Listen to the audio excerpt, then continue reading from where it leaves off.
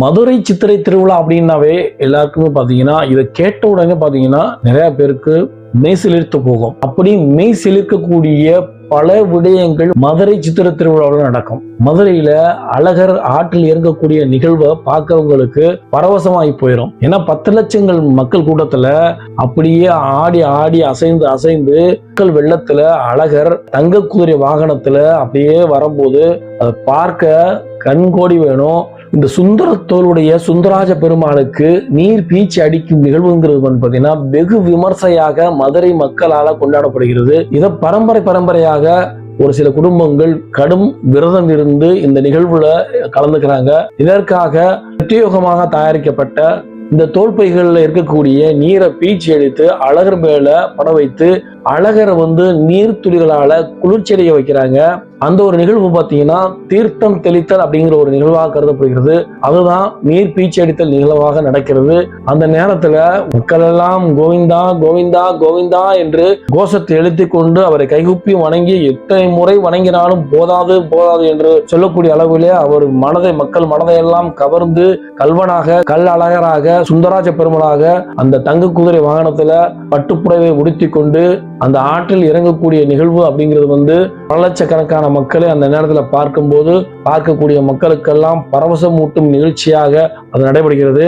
இந்த நிகழ்ச்சிக்கு பின்னால் இருக்கக்கூடிய கதை என்ன? இந்த ஒரு பதிவை பார்த்து கொண்டிருக்கக்கூடிய பக்தகோடி பெருமக்கள் மறக்காம இந்த கமெண்ட் பாக்ஸ்ல சித்திரை திருவிழா அழகர் ஆற்றில் இறங்குதல் அப்படிங்கிற கமெண்ட் மறக்காம பதிவு பண்ணுங்க. நம்மளுடைய சேனலை சப்ஸ்கிரைப் பண்ணிக்கங்க. வாங்க இதற்கு பின்னால் உடைய கதைக்களத்தை பார்க்கலாம். இந்த நூபுர கங்கை சிலம்பாறு என்று அழைக்கக்கூடிய இடத்துல இருந்துதான் இந்த அழகர் ஆற்றில் இறங்கக்கூடிய நிகழ்வு வரையும் அந்த கதை பயணிக்குது. இந்த நூபுர கங்கை என்னும் இடத்துலதான் பாத்தீங்கன்னா அந்த சுபதஸ் அப்படிங்கிற முனிவர் திருமாலை நோக்கி அவர் அன்று பூஜை புனஸ்கரங்களை செய்து அவர் வழிபட்டு கொண்டிருக்கிறாரு. கண்ணை மூடி தியானித்துக் கொண்டிருக்கின்ற சமயத்துல துர்வாச முனிவர் அப்படிங்கிற முனிவர் தன் சீடர்களோட அங்க பயணிக்கிறாரு. அப்படி பயணிக்கக்கூடிய நேரத்துல அவரை கண்டுக்கறல, அவருக்கு செய்ய வேண்டிய செய்முறைகளை செய்யல, வணக்கம் வைக்காம திருமாலை வேண்டியபடியே இருக்கிறாரு, கண்டுக்கறல. உடனே கோபங்களுக்கெல்லாம் பேர் போன துர்வாச முனிவர் என்ன பண்றாருன்னா உடனே கோபப்பட்டு மண்டூக பவ அப்படின்ற ஒரு சாபத்தை கொடுத்துறாரு. மண்டூக பவ அப்படின்னா தவளையாக கடவாய் அப்படின்னு ஒரு சாபத்தை கொடுத்துறாரு. அப்படிப்பட்ட சாபமானது அவர் தவளையாக மாற செய்கிறது. சுபதஸ் முனிவர் அவரிடத்தை சொல்றாரு, நான் செய்தது தவறுதான், இந்த தவறு எனக்கு மன்னித்தருளுங்கள், எனக்கு சாப விமோச்சனம் கொடுங்கள் அப்படின்னு அவரை கேட்கிறாரு. 12 வருஷம் கடும் தவம் இருந்து வைகை ஆற்றுப்படுகையில கடும் தவம் இரு கள்ளழகரானவர் பெருமாள் உனக்கு மதுரை மண்ணில் நேரடியாக சித்ரா பௌர்ணமிக்கு அடுத்த நாள் சாப விமோச்சனம் கொடுப்பார் அப்படிங்கறத சுபதஸ் முனிவர்கிட்ட துர்வாச முனிவர் சொல்லிடுறாரு. அந்த ஒரு நிகழ்வுக்காகத்தான் சாப விமோச்சனம் கொடுப்பதற்காகத்தான் கள்ளழகர் கள்ளழகர் கோவில் இருந்து அங்கிருந்து கிளம்புறாரு. கள்ளழகர் கோவில் இருந்து கிளம்பக்கூடிய கள்ளழகரானவர் கல்வர் வேடமிட்டு அங்கிருந்து புறப்படுகிறார். அப்படி புறப்படுறதுக்கு முன்னாடி அங்க இருக்கக்கூடிய 18ஆம் படி கற்பரானவர் அவருக்கு உத்தரவு கொடுக்கிறார். அவர் உத்தரவின் பேரிலே அங்கிருந்து புறப்பட தயாராகிறார். கள்ளழகரானவர் ஆண்களுக்கே உரித்தான அழகை கொடுக்கக்கூடிய உருமால், அதிலே குத்தூசி, கையிலே வளரி என்று கூடிய வளைத்தடி, அதெல்லாம் இடுப்பிலே பாத்தீங்கன்னா ஜமதான் என்று கூடிய ஒரு அடிகளன், அது மட்டும் இல்லாம கருப்பு ஆடை, கண்டங்கி என அழைக்கக்கூடிய கருப்பு ஆடை, அது இல்லாம காதலை கடுக்கன், இப்படி அழகான ஒரு தோற்றத்துல அங்கிருந்து அவ்வாறு கிளம்பக்கூடிய அழகருக்கு மேலதாளங்கள் முழக சகல பரிவாரங்களோடு ஆடை அலங்காரத்தோடு அங்கிருந்து கிளம்பி வருகிறார். அப்படி வரக்கூடிய அழகருக்கு வழிநடியிலுமே பாத்தீங்கன்னா ஆயிரக்கணக்கான மண்டபப்படிகளிலே அவர்களுக்கு பிடித்த வினவுகளை சமைத்து அவருக்கு நைவேத்தியம் செய்கிறார்கள். இத்தனை நாளும் மலை உச்சியிலே அவருக்கு பிராமண நைவேத்தியங்களை மட்டுமே கண்டிருந்த கள்ளழகருக்கு இப்படி மண்டபப்படியிலே அவருக்கு பிடித்தமான உணவுகளை சமைத்து நைவேத்தியம் செய்கிறார்கள். இன்று பலராலும் பேசக்கூடிய அலங்காநல்லூர் ஜல்லிக்கட்டு உலக புகழ்பெற்ற ஒரு இடமானது.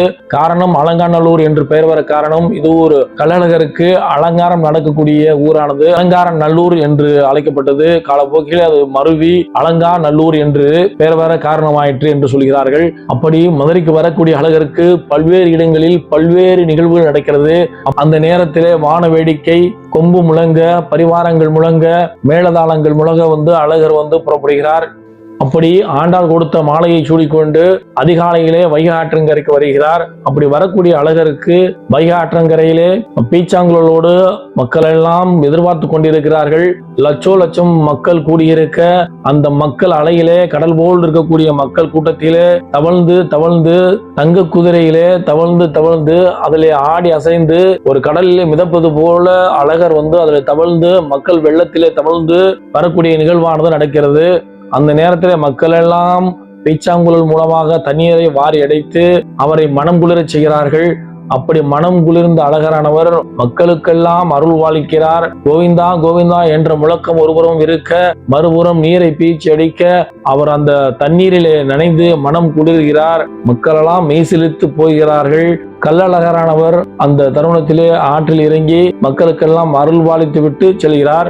அப்படி செல்லக்கூடிய அழகரானவர் அடுத்தபடியாக தேனூர் மண்டபத்துக்கு செல்கிறார். அங்கு சென்று மண்டூக முனிவருக்கு அந்த சாப விமோச்சனத்தை கருட வாகனத்தில் எழுந்தருளி அங்கு மண்டூக முனிவருக்கு சாப விமோச்சனம் கொடுத்து அங்கிருந்து புறப்படுகிறார். இப்படி அழகர் மதுரை வருவதற்கு காரணம் இரண்டே காரணங்கள் தான். ஒன்று, ஆண்டாள் சூடி கொடுத்த மாலையை சூடுவதற்காகவும், இரண்டு, மண்டூக முனிவருக்கு சாப விமோச்சனம் கொடுப்பதற்காகவும் மட்டுமே மதுரைக்கு வருகிறார். அப்படி என்றால் நடக்கக்கூடிய மீனாட்சி சுந்தரேஸ்வரர் கோயில் திருவிழாவிற்கும் கள்ளழகருக்கும் எந்த சம்பந்தம் இல்லை என்றால் அதற்கும் இந்த திருவிழாவுக்கும் எந்த விதமான சம்பந்தமும் கிடையாது.